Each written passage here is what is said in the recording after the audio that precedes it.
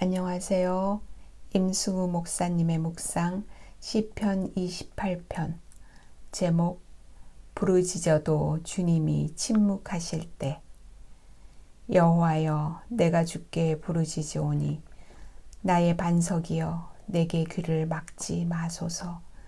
주께서 내게 잠잠하시면 내가 무덤에 내려가는 자와 같을까 하나이다. 시편 28편 1절.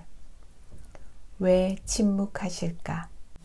시편 27편에서 다윗은 환난 중에도 원수를 두려워하지 않고 태연하게 지내며 여호와의 집에서 평생 그분의 영광을 보는 것이 자신이 유일하게 바라는 일이라고 말했습니다.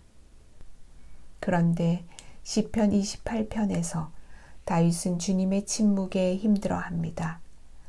귀를 막지 마소서의 문자적 의미는 귀머거리가 되지 마소서입니다. 다윗은 지금 하나님에게 귀가 먹으셨냐고 따지며 힘들어합니다.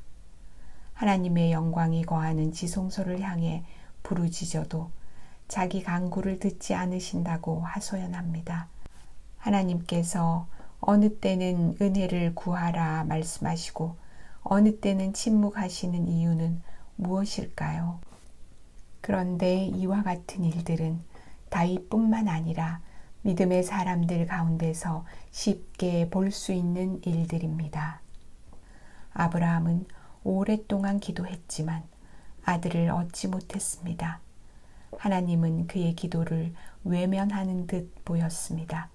그러나 결국 하나님께서는 때가 되었을 때 이삭을 주셨습니다. 또 나사로가 죽었을 때 마르다와 마리아는 주님께 사람을 보내어 속히 오셔서 나사로의 병을 낫게 해주시기를 구했습니다.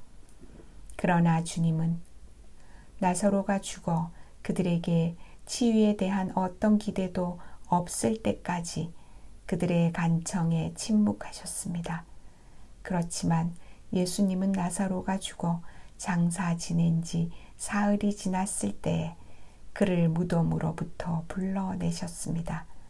이와 같은 사실에서 우리는 하나님의 침묵이란 결국 응답에 대한 시간의 지체일 뿐이라는 것을 알 수 있습니다. 그러므로 응답이 지체될 때 우리가 할 일은 여호와를 강하게 담대하게 기다리는 것뿐입니다.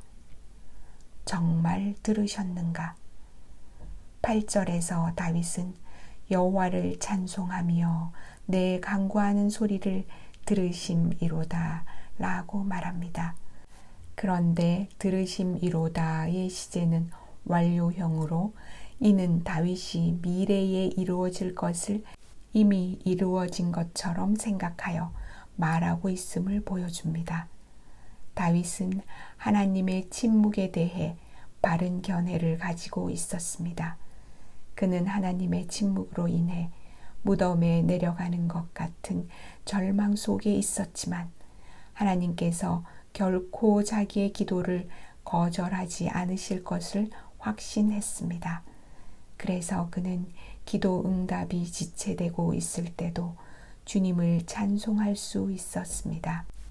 다윗이 이런 믿음을 가졌을 때 그는 마음으로부터 여호와는 나의 힘과 나의 방패라는 고백을 할 수 있었습니다. 기도, 하나님이 침묵하실 때도 담대히 기다릴 수 있는 믿음을 갖게 하소서. 아멘.